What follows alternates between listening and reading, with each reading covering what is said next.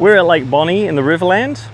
It's a lovely large lake used for water sports. It measures about 6.5 kilometres from where we're standing at one end of the lake near the township of Barmera to the far end, which is where our campsite is.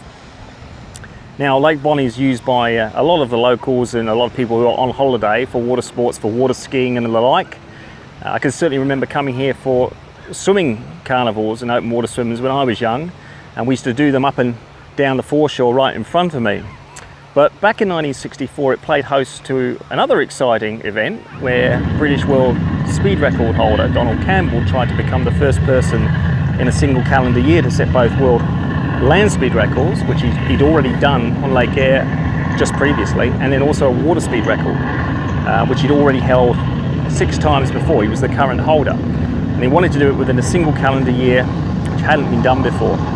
So he came to this venue first, and he effectively kept the boat, as it were, in a shed just behind me, which has been changed into what is now the Bluebird Cafe.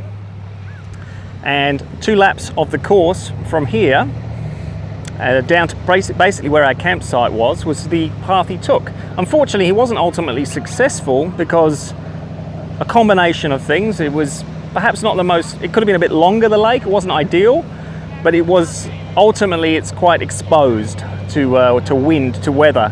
And that's exactly what happened, is that the wind came up, and in the middle there was a lot of gusts that slowed down a lot of the runs.